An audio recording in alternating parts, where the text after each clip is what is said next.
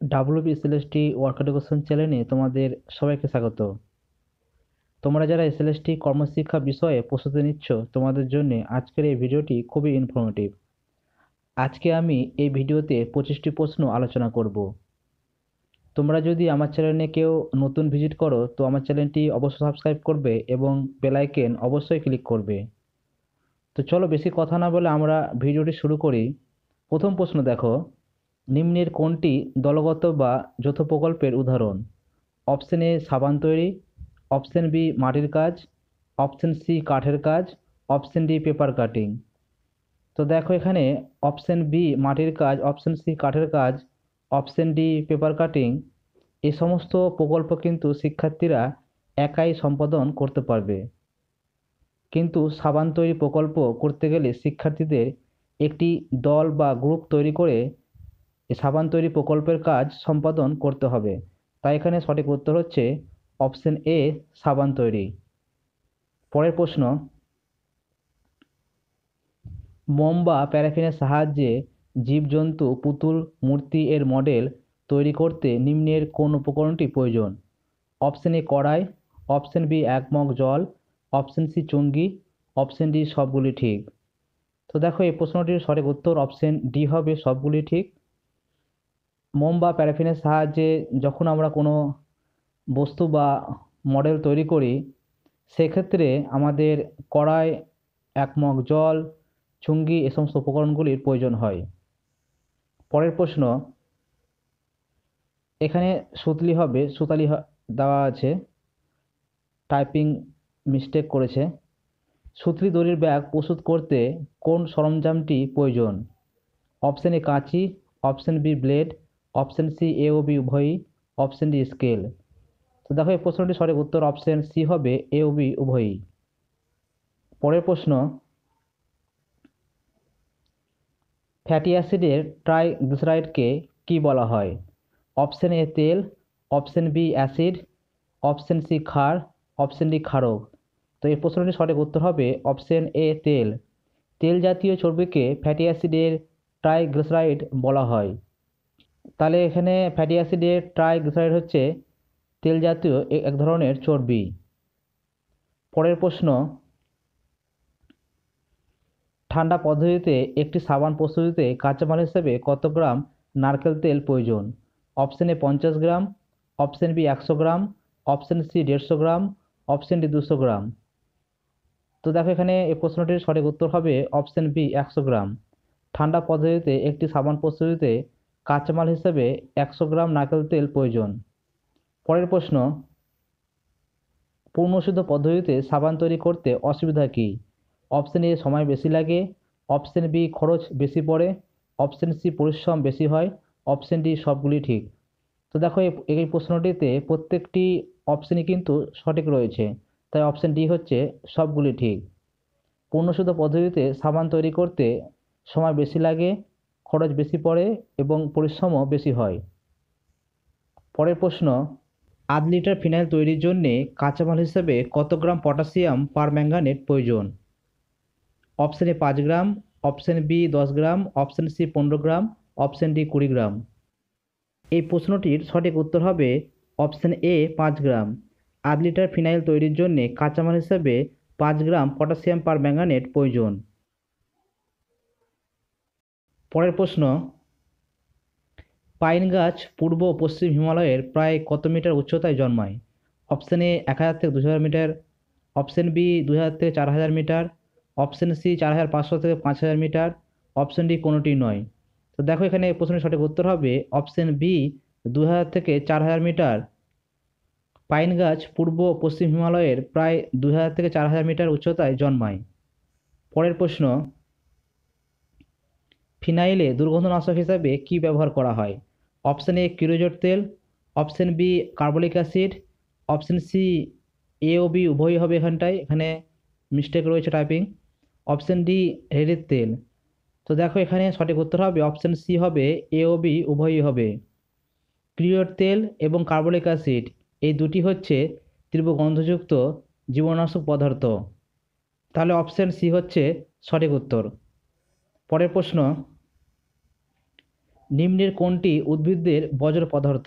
Option A গদ, option B রজন, option C তরুক্ষীর উপক্ষার, option D সবগুলি ঠিক।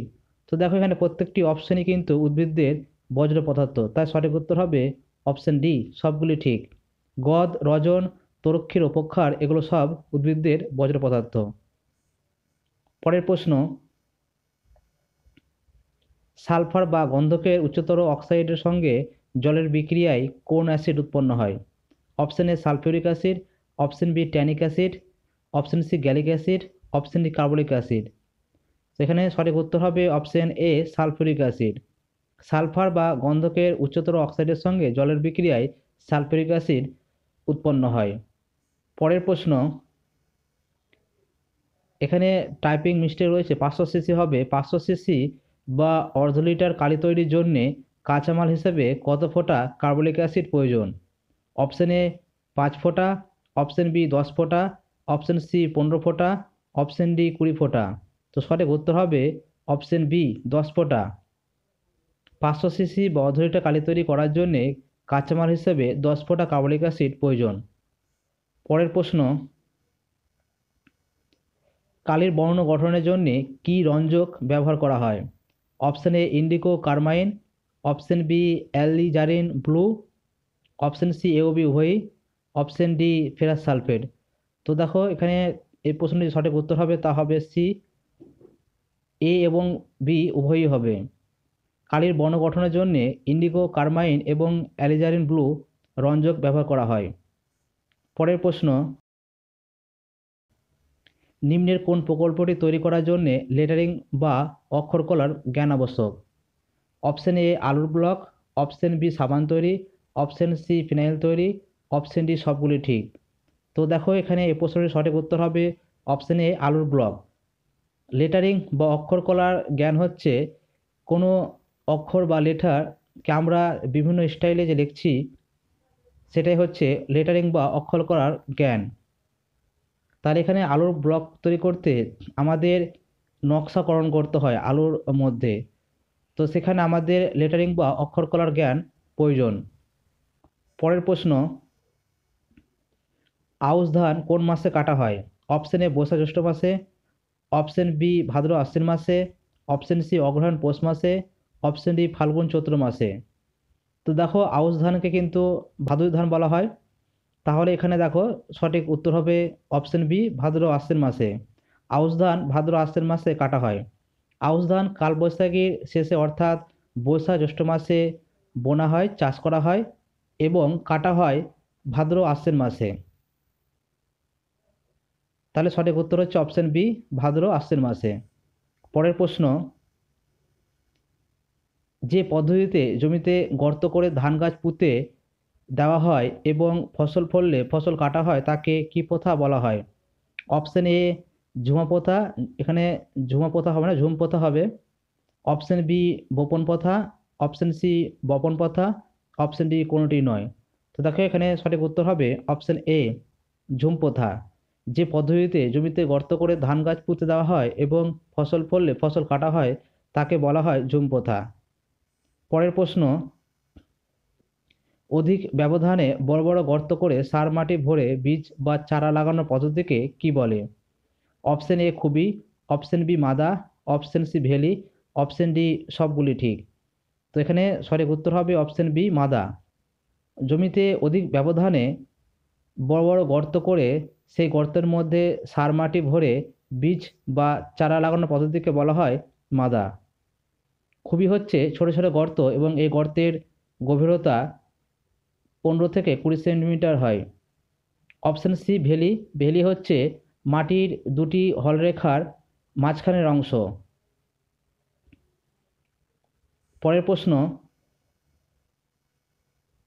শুটকি মাছের গুঁড়ো থেকে যে সার প্রস্তুত করা হয় তাকে কি বলে? অপশন এ খোল সার, অপশন বি কম্পোস্ট সার, অপশন সি মিন সার, অপশন ডি বোন মিল। তাহলে মাছ থেকে যে সার প্রস্তুত করা হয় তাকে মিন সার বলা হয়, তাহলে সঠিক উত্তর হচ্ছে অপশন সি মিন সার। শুটকি মাছের গুঁড়ো থেকে যে সার প্রস্তুত করা হয় তাকে মিন সার বলে। পরের প্রশ্ন, নিম্নের কোন পোকা আলুর ক্ষতি করে?